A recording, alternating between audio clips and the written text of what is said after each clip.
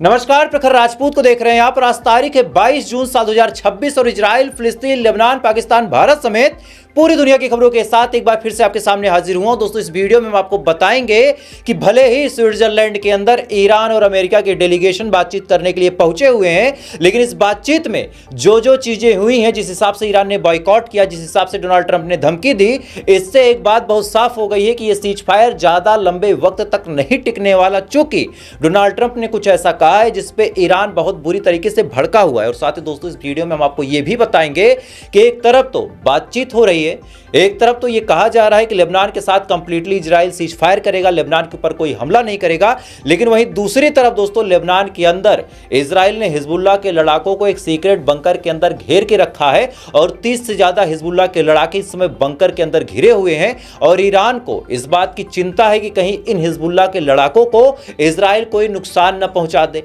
और साथ ही Donald Trump ने मेन बातचीत के मौके पे ऐसी बात पेजेश्कियान यानी ईरान के राष्ट्रपति को लेकर बोली है कि अब इस बात पे जो लोग बातचीत करने गए थे वो नाराज हो गए हैं और बातचीत फेल हो गई। और साथ ही दोस्तों, भारत से भी कुछ ऐसी खबरें आई हैं जो खबरें आपके लिए जानना बिल्कुल जरूरी है। यानी यकीन मानिए दोस्तों, एक ही वीडियो में पूरे मिडिल ईस्ट समेत भारत की तमाम बड़ी खबरें, जो खबरें आपके लिए जानना जरूरी है, जिन खबरों को देखने के लिए आप अलग अलग चैनलों पे जाते हैं, वो तमाम चीजें हम आपको इस वीडियो में डिटेल में बताएंगे। इस वजह से अगर आप चैनल पे नए हैं, वीडियो को लाइक करके, चैनल को सब्सक्राइब करके अपना प्यार जरूर दीजिएगा। और साथ ही कमेंट में इस वीडियो को आप कहां से देख रहे हैं कमेंट करके बताइएगा, ताकि हमें पता चले कि ये जो हमारा बड़ा सा परिवार है वो कहां तक फैला हुआ है। तो आप लाइक, सब्सक्राइब, कमेंट कर दीजिएगा दोस्तों।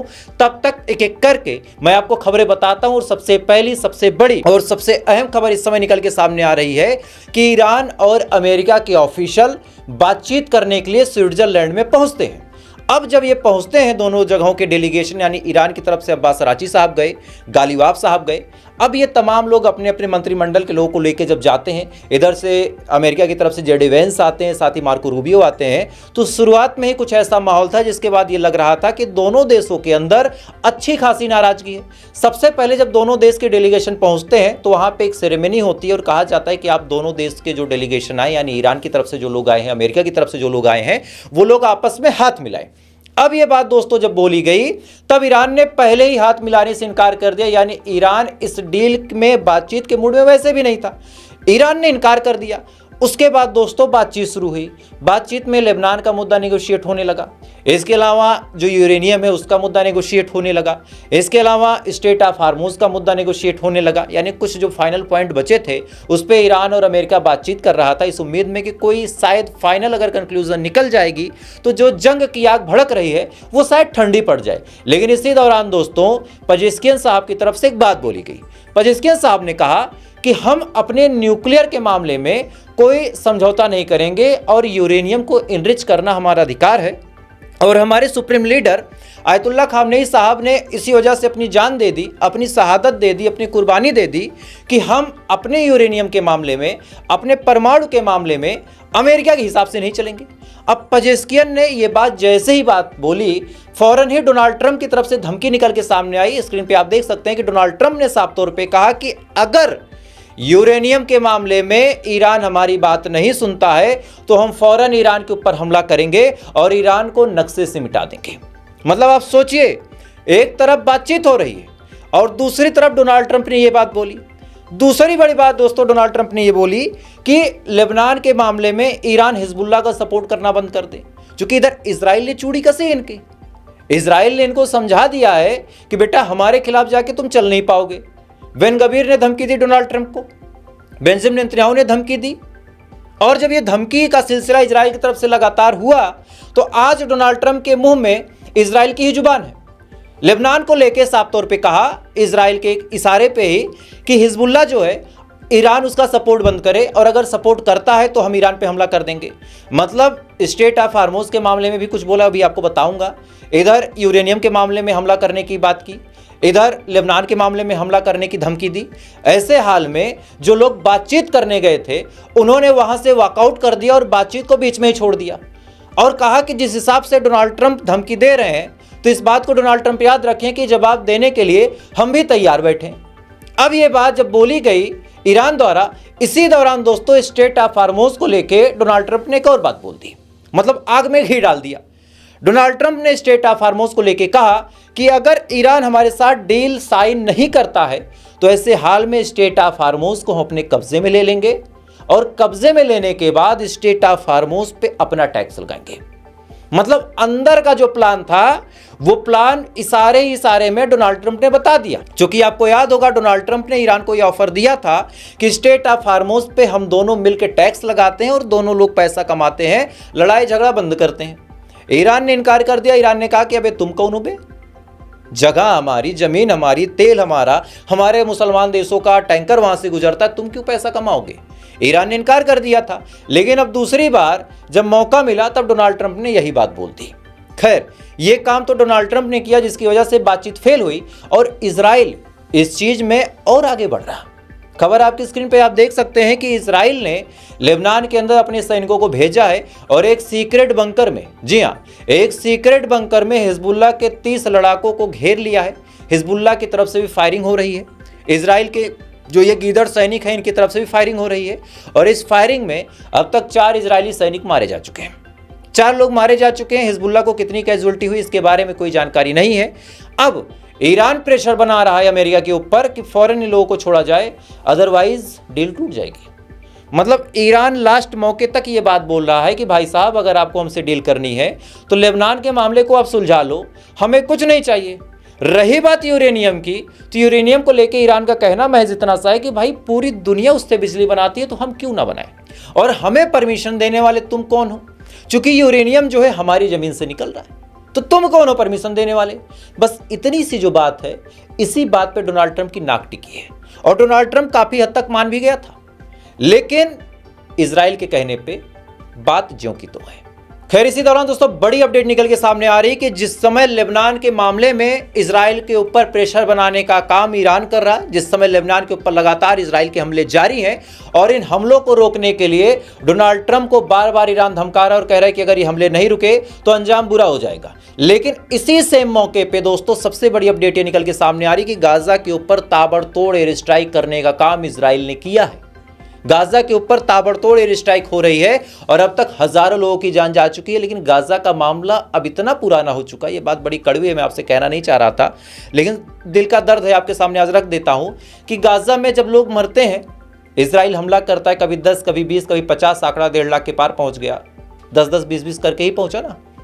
आज ये खबर जब हम आपको बताते हैं तो मैं एनालिटिक में जाके जब चेक करता हूं तो मेरे देखने वाले जो लोग हैं वो आगे बढ़ा देते हैं कि यार रोज तो गाजा में मरते हैं तो क्यों देखूं। आमतौर पे आप लोगों से मैंने कहा था कि भाई साहब गाजा के लिए दुआ कीजिए, लेकिन बड़े अफसोस के साथ कहना पड़ रहा है कि भाई साहब कमेंट में भी कोई ये नहीं कहता कि यार गाजा की मदद हो जाए। फिलिस्तीन के राजदूत ने भारत से मदद मांगी, जिसके बारे में मैंने आपको बताया था, खबर आप अपनी स्क्रीन पे देख सकते हैं कि फिलिस्तीन के राजदूत ने कहा कि भारत में इतनी बड़ी पॉपुलेशन है, अगर वो चाहे तो गाजा में अभी भी हजारों लोगों की जिंदगियां बचा सकती है। 10, 20, 50 रुपए डोनेट करें फिलिस्तीन के नाम पे, और वो डोनेशन मैं नहीं कहता कि आप मुझे दीजिए, ये जो QR कोड लगता है ये मेरे लिए है, मेरी अपनी टीम के लिए। भाई हम मेहनत करते हैं, कई बार यूट्यूब से हमें सही पैसा नहीं मिल पाता। अब जो लोग एडिटिंग करते हैं, जो मेरे अंडर एडिटिंग टीम है, उनको मुझे सैलरी देनी है, कैमरे का पैसा, माइक का पैसा और भी जो तमाम इक्विपमेंट है उनका पैसा, घर पे भी चंद पैसे चाहिए खाने पीने के लिए, तो उसके लिए मैंने अपना QR कोड लगाया। मैं ये कभी नहीं कहता कि इसका पैसा गाजा में जाएगा, और आप मुझे भरोसा करके भेज दें, और इन केस मेरा सिस्टम ना बन पाए और मैं ना भेज पाऊं तो पैसा मेरे लिए हराम है, ये बात मैंने आपको बोली थी। लेकिन आप अपने एंड से कोशिश कर सकते हैं कि भाई गाजा के लोगों के लिए आप मदद करें। बहरहाल जो तकलीफ थी वो मैंने आपको बताया कि भाई गाजा की खबर मैं बताता हूं, आप लोग सुनना ही नहीं चाहते। क्यों नहीं सुनना चाहते भाई साहब? इसका जवाब आप अपने दिल से पूछिएगा। बहरहाल गाजा के ऊपर दोस्तों इजराइल लगातार हमले कर रहा है और इस मामले को भी ईरान जोरों शोरों के साथ उठा रहा है, लेकिन अभी तक लेबनान का मामला चूंकि नहीं सुलझ पाया है तो गाजा का मामला भी सुलझने का नाम नहीं ले रहा, चूंकि लेबनान से ज्यादा बड़ा मसला गाजा का है। खैर, इसी दौरान दोस्तों एक बहुत बड़ी अपडेट निकल के सामने आ रही है और ये अपडेट अमेरिका की जो सच्चाई है पूरी दुनिया में लाने वाली है कि अमेरिका पूरी दुनिया के इंसानों को मारना चाहता है। आपको याद होगा कुछ टाइम पहले एक बीमारी फैली थी जिसका नाम था कोरोना। कोरोना जब हमारे देश में फैला और हमारे देश समेत पूरी दुनिया में फैला तो एक नैरेटिव सेट किया गया और यह कहा गया कि कोरोना को फैलाने वाला चाइना है। चाइना ने बायो वेपन का इस्तेमाल किया, मतलब एक वायरस छोड़ा जिससे पूरी दुनिया में लोग मरेंगे, जिससे पूरी दुनिया में लोग परेशान होंगे। एक तरह से जैविक वार करने की कोशिश की चाइना ने और तमाम तरह के लांछन चाइना के ऊपर हमने भी लगाए, हमारी सरकार ने भी लगाए, पूरी दुनिया ने लगाए। लेकिन अब अमेरिका की खुफिया एजेंसी CIA की जो चीफ थी, जिनका नाम तुलसी गायकवाड़ था, उन्होंने एक अहम खुलासा किया है कि अमेरिका ने बाकायदा वैज्ञानिकों को फंड किया था, वैज्ञानिकों को पैसे दिए थे कि आप लोग शोध कीजिए, चमगादड़ों के ऊपर प्रयोग कीजिए और प्रयोग इतना कर दीजिए कि चमगादड़ों से कुछ ऐसे खतरनाक वायरस बने जिसका तोड़ पूरी दुनिया में किसी के पास ना हो, और इन वायरस की मदद से पूरी दुनिया में हम इंसानों को मारेंगे और जब इंसान मरने लगेंगे तब हम उसकी दवाई बना के पूरी दुनिया में बेचेंगे। तुलसी गायकवाड़ ने, जिन्होंने अपने CIA पद से इस्तीफा दे दिया, डोनाल्ड ट्रंप जैसे नेताओं की हरकतों से परेशान होकर, नाराज होकर, उन्होंने यह खुलासा किया है। यह खुलासा किसी राजनेता ने नहीं किया, यह खुलासा तुलसी गायकवाड़ ने किया है, जो कि अमेरिका की CIA की चीफ रह चुकी हैं, कि अमेरिका ने वैज्ञानिकों को फंड किया कोरोना फैलाने के लिए, कोरोना फैलाने के लिए फंड किया भाई साहब। मतलब हमारे आपके घरों के जो लोग आज इस दुनिया में नहीं है कोरोना की वजह से, उनकी मौत का सीधा जिम्मेदार अमेरिका है। लेकिन क्या मोदी साहब में दम है कि वो बोल पाएंगे? अच्छा, मोदी साहब की बात आप हटा दीजिए, पक्ष विपक्ष की बात मैं आपसे क्या करूं, आप सुनेंगे आपको ताजुब होगा। कांग्रेस पार्टी बीजेपी पे निशाना साधती है, बीजेपी कांग्रेस पे निशाना साधती है, लेकिन आज दोनों की सच्चाई आपको बता देता हूं, दोनों की। एक तरफ तो मोदी साहब की घिघी बंद है ट्रंप के आगे। अब क्यों बंद है? बच्चा बच्चा जानता है, बच्चा बच्चा जानता है, सबको पता है कि भाई साहब क्यों बंद है। मतलब 3 भारतीय लोगों को मार दिया डोनाल्ड ट्रंप के इशारे पे वहां के सैनिकों ने, लेकिन मोदी साहब क्यों नहीं कर पाए? क्यों नहीं कर पाए? चूंकि नब्ज दबी है। लेकिन कांग्रेस भी कम नहीं है। खबर आपकी स्क्रीन पे आप देख सकते हैं कि कांग्रेस शासित राज्य में वहां पे एक सड़क का नाम डोनाल्ड ट्रंप के नाम पे रखा जा रहा, डोनाल्ड ट्रंप के नाम पे रखा जा रहा। क्यों? क्योंकि कांग्रेस का मानना है कि अगर हम डोनाल्ड ट्रंप के नाम पे सड़क रख देंगे तो डोनाल्ड ट्रंप वो खुश हो जाएगा और इन्वेस्टमेंट लेके आएगा, मतलब उस राज्य में इन्वेस्ट करेगा, उस राज्य में पैसा आएगा। तो पक्ष विपक्ष दोनों एक थैली के चट्टे बट्टे हैं। कारण है हम आप बटे, हमारे पास ऑप्शन क्या, या तो बीजेपी, या तो कांग्रेस, या मोदी, या राहुल गांधी। यही तो हम करते हैं और यही वजह है कि हम सच में कॉकरोच हैं। ध्यान दीजिएगा, यहां पे अंधभक्त कोई पार्टिकुलर नहीं, हम सब अंधभक्त हैं और इसी वजह से हम कॉकरोच हैं। हमारा मुद्दा अब शिक्षा नहीं है, हमारा मुद्दा इंटरनेशनल फोरम पे हमारी इज्जत रेपुटेशन नहीं है, कुछ भी नहीं है। हिंदू मुस्लिम रह गए हम, और क्या, चैनल भी हिंदू मुस्लिम हो गए। सोचिए, न्यूज हिंदू मुस्लिम हो गई है। खैर क्या कहा जाए। इसी दौरान दोस्तों बड़ी अपडेट भारत के हवाले से निकल के सामने आ रही है कि हमारे जो रक्षा मंत्री राजनाथ सिंह हैं, इन्होंने बड़ा क्लेम किया और क्लेम करते हुए इन्होंने कहा कि भाई साहब 38,424 करोड़ रुपए के हथियार अब भारत एक साल में पूरी दुनिया को बेचता है। भारत एक साल में पूरी दुनिया को 38,424 करोड़ रुपए के हथियार बेचता है और ये भारत के लिए एक बड़ी उपलब्धि है, एक बहुत बड़ी उपलब्धि है। लेकिन इससे भी बड़ी उपलब्धि ये है कि इस बार जब नीट का पेपर हुआ कुछ जगहों पे, तो बाकायदा BSF के जवान लगाए गए, इंडियन एयरफोर्स के प्लेन पेपर लेके आते हैं और कॉकरोच जनता पार्टी का तो केवल नाम बदनाम है। हर वो बच्चा जो परेशान है कि भाई साहब हमारा एडमिशन नहीं होगा, हमारा पेपर खराब हुआ, वो चाहता है कि जो हमारे शिक्षा मंत्री हैं वो 2 शब्द बोलें, तो भाई ना दें इस्तीफा, 2 शब्द बोले तो। लेकिन वो ना कुछ बोल रहे हैं और जनता और जो बच्चे हैं मासूम, वो सड़कों पे उतर के धरना दे रहे हैं। और रवैया हमारे यहाँ के प्रशासन का कैसा है, लखीमपुर खीरी का एक मामला आपको बता देता हूँ। ये खबरें आपको ज़्यादातर लोग नहीं बताएंगे, क्योंकि गाजा की खबरें बताना आसान है। इजराइल को आप यहाँ से गरिया लो, ट्रंप को गरिया लो, खूब गरिया लो, क्या दिक्कत है। ट्रंप कौन सा आपको जेल भेज देगा, नेतन्याहू कौन सा जेल भेज देगा। लेकिन दम का पता तब चलता है ना कि सच्ची खबर हो, आपको पता हो, सरकार की आंखों में आंखें डाल के आप बात कर सको। समझ रहे बात को। लखीमपुर खीरी की घटना आप सोचिए कि सोना किसी का आया था, चोरी का मामला था, उसके घर वालों को सोना देना था, उसका सोना नहीं मिला। वो बंदा भाग के कोर्ट गया और कहा कि साहब मेरे घर का सोना चोरी हुआ था, पुलिस ने उस सोने को बरामद किया लेकिन नहीं मिला। अब जब कोर्ट ने पुलिस वालों से पूछा कि बाबू सोना कहाँ गया, इस पे पुलिस वालों का कहना है कि वो जो सोना था ना, हमने उसको धुल के छत पे सुखवाया था और वो सोना बंदर ले गए। समझिएगा। और पुलिस ने अपील की है कोर्ट से कि भाई साहब इस मामले को बंद कर दिया जाए। ये इस देश में शासन प्रशासन व्यवस्था है। और Lakhimpur Kheri by the way UP में बुलडोजर बाबा की सरकार में। आगे आप समझदार है। मतलब जिस योगी पुलिस के बारे में पूरी दुनिया में कहा जाता है कि भाई योगी बाबा की जो पुलिस है वो बड़ी मानी जानी है, आज उसकी सच्चाई है। खैर इसी दौरान दोस्तों बड़ी अपडेट निकल के सामने आ रही कि यूक्रेन की तरफ से रशिया पे बड़े हमले किए गए हैं, खासकर जो ऑयल रिफाइनरीज थी, इसके अलावा जो आर्म सेक्टर था, जो कम्युनिकेशन सेक्टर था, जो डिफेंस सिस्टम था, उन तमाम जगहों पे यूक्रेन ने खतरनाक हमले किए हैं। और मैं चाहूंगा कि उन हमलों का वीडियो देखें आप।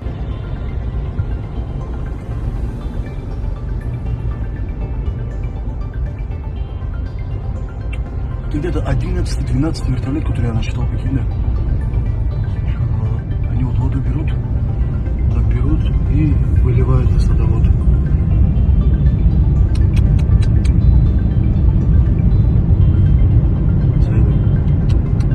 अब जैसे ही हमले दोस्तों यूक्रेन द्वारा किए गए, इसी के जस्ट बाद रशिया का Su-34 जो फाइटर जेट है वो FAB 1500 नामक मिसाइल से लैस होकर यूक्रेन के ऊपर ताबड़तोड़ हमला करता है। और इस हमले ने यूक्रेन को अंदर तक दहला दिया, और जिसके बारे में मैंने आपको कहा था कि जब रशिया मारेगा यूक्रेन को, पूरी दुनिया कहेगी कि यूक्रेन दहल रहा है, क्योंकि यूक्रेन हरकत ही वैसी कर रहा है। वीडियो देखिए आप किस हिसाब से ठोका यूक्रेन को।